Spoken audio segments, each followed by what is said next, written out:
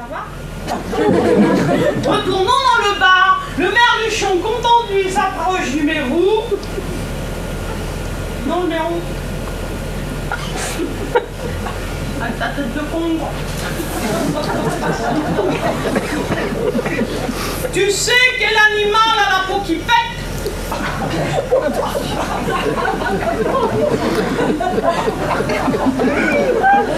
Arrête de rire quand je fais le mérou, parce que depuis que je fais le mérou, je suis très célibataire.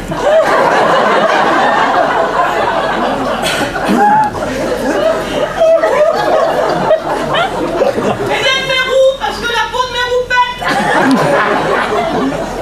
T'es pas très intelligent, mais dans le bar on a fait comme dans cette salle, on a ri, les rires se sont répandus en ondes dans l'océan et ont dévié définitivement la trajectoire du petit grain de sable qui s'est retrouvé hâté par une huître plate qui bâillait mollement.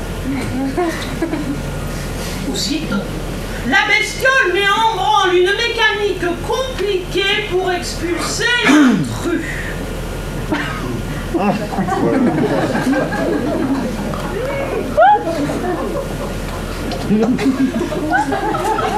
Elle ondule sa chair laiteuse, amène sur le bord de ses lèvres le grain de sable et avec ses cils vibratiles cherche à l'expulser.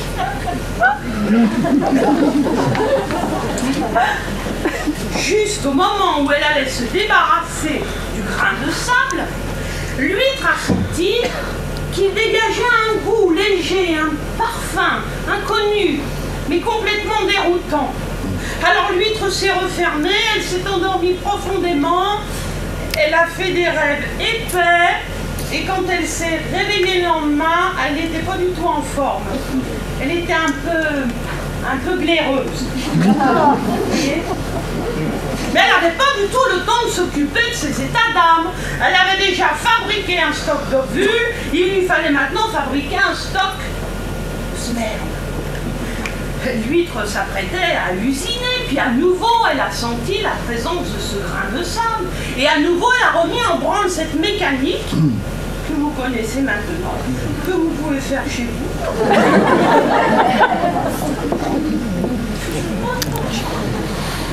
Juste au moment où elle allait s'en débarrasser, à nouveau ce parfum, cette fragrance, déjà un peu moins inconnue, déjà plus familière.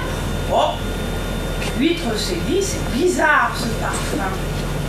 Elle s'est dit, je me débarrasserai du grain de sable plus tôt.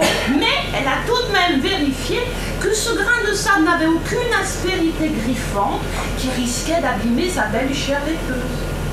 Et l'huître a vérifié, il était rond et doux et lisse. Elle s'est dit, je m'en débarrasserai plus tard. Elle s'est mise au travail. Le cœur n'y était pas. Ce parfum qui se dégageait dans sa coquille invitait plutôt, voyez-vous, comment dire, à l'oisiveté. Hein? Alors elle s'est dit que, ma foi, une fois n'est pas coutume, elle a laissé son travail en plan, et puis elle s'est dit qu'elle allait vérifier tout de suite, une bonne fois pour toutes, pourquoi ce parfum la dérangeait. Et dans le secret de sa coquille de nacre, l'huître a roulé, goûté, sucé, salivé.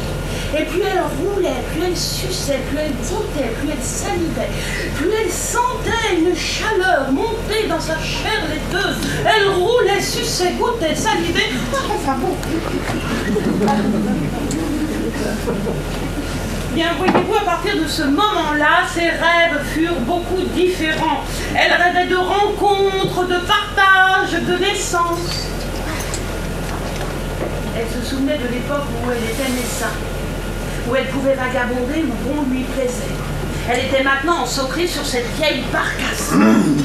Et dans le secret de sa coquille de nacre, elle roulait, goûtait, suçait, salivait, expérimentait. Et plus elle roulait, plus elle suçait, plus elle goûtait, plus elle salivait. Oh, enfin bref, elle se mamourait la motelette. Et voilà qu'il lui a pris des curiosités. Elle tendait le cou, elle voulait bien savoir ce qu'il y avait là-bas de l'autre côté. Alors un jour, elle a demandé au Bigorneau, « Bigorneau, s'il te plaît, dis-moi, qu'est-ce qu'il y a de l'autre côté ?» l'a envoyé faire un tour. Elle a demandé au couteau qui traînait par là. Couteau, s'il te plaît, dis-moi qu'est-ce qu'il y a de l'autre côté. Elle l'a envoyé promener.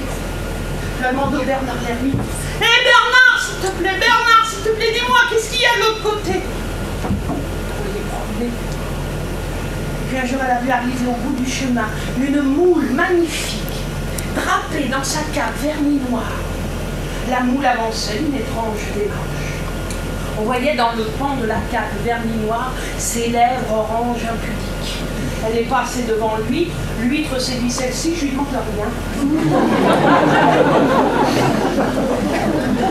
Mais la moule a fait un étrange demi-tour, elle est revenue devant l'huître, elle lui a dit bonjour, excuse-moi, est-ce que c'est de ta coquille que sort cette fragrance, ce parfum dégoûtant?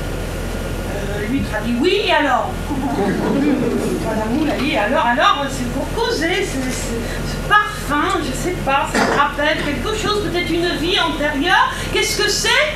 Et là, l'huître, elle a craqué, elle a tout raconté, la pénétration du GDS. Ah oui, pardon, excuse-moi, je sors du compte. Parfois je dis GDS parce que grain de sable.